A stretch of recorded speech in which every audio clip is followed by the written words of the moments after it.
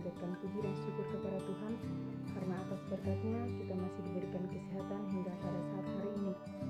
Di sini yang saya hormati Ibu Erlinawati Situmorang MPD selaku dosen pengampu mata kuliah menyimak komprehensif dan kritis.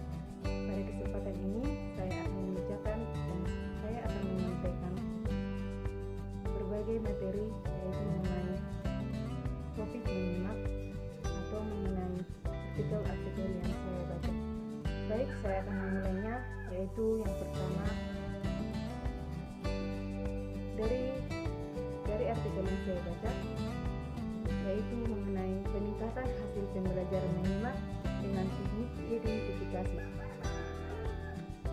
Bahasa Indonesia terdiri dari 4 keterampilan berbahasa, yaitu keterampilan menyimak, keterampilan berbicara, keterampilan membaca, dan keterampilan menulis. Dalam kurikulum satuan pendidikan tingkat SMA, Bahasa Indonesia merupakan mata pelajaran yang wajib untuk dipelajari. Maka dari artikel yang saya baca dapat disimpulkan bahwa penggunaan teknik identifikasi kata kunci dalam pembelajaran keterampilan menyimak ternyata sangatlah efektif untuk meningkatkan prestasi belajar. Karena teknik identifikasi merupakan teknik untuk memahami informasi dengan menghilangkan kata-kata yang bukan inti dari pembahasan suatu kalimat. Peningkatan hasil pembelajaran menyimak ini sangat cocok digunakan dalam prestasi belajar bahasa Indonesia, terutama mengingat pada siswa. Yang kedua adalah penggunaan feeling dalam pembelajaran terhadap keterampilan menyimak dan berbicara siswa di sekolah dasar. Dari artikel yang saya baca ini, dapat saya simpulkan bahwa dalam pembelajaran terpadu mengenai keterampilan menyimak dan berbicara dengan siswa sekolah dasar, dapat menggunakan film animasi sebagai bagian dari pembelajaran terpadu untuk keterampilan mendengar dan berbicara dapat membantu siswa sekolah dasar belajar lebih banyak dan berprestasi lebih banyak. Yang ketiga adalah pembelajaran integritas menyimak puisi dan menulis cerita pendek. Dari artikel yang saya baca bahwa aktivitas menyimak puisi sebagai sarana pembelajaran menulis cerita pendek harus dilakukan berulang kali. Guru dapat membimbing siswa untuk menemukan tautan yang berisi puisi-puisi yang bisa disimak oleh siswa kapan saja. Siswa dapat menyimak puisi secara mandiri untuk kemudian melamporkan hasil simakannya sebelum pembelajaran dimulai.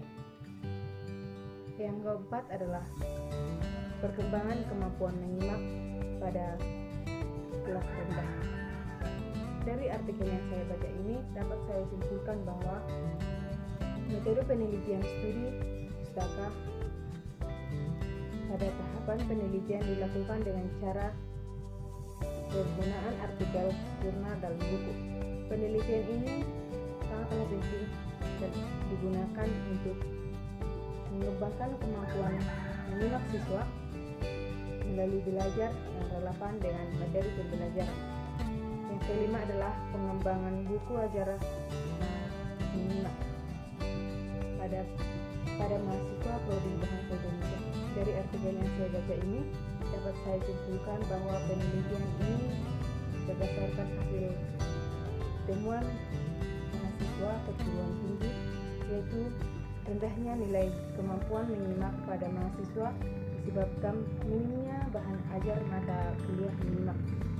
Maka untuk mengurangi minimnya bahan ajar tersebut, dosen menggunakan modul penganalisis data, penelitian menggunakan data kualitatif dan data kuantitatif.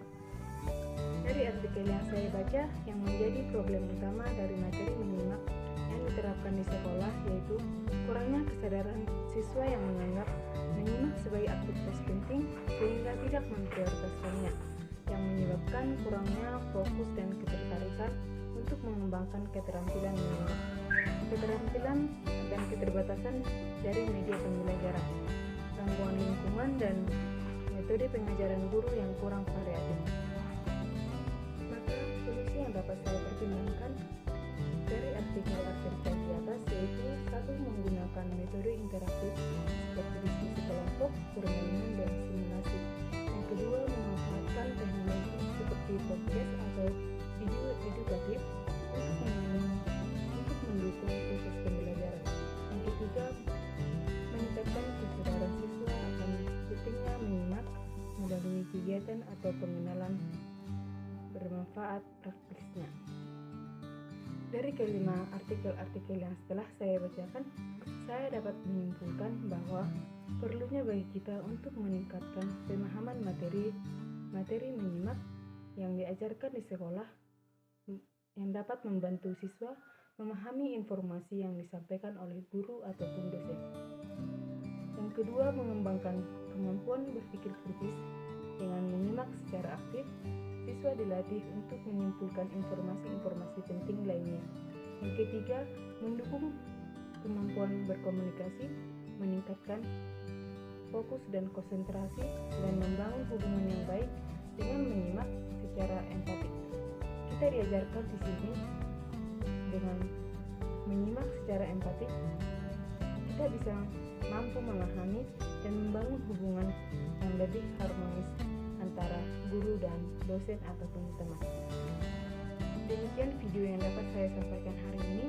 Semoga dari video ini bisa memberikan kita wawasan luas mengenai berbagai artikel atau jurnal tentang menyimak.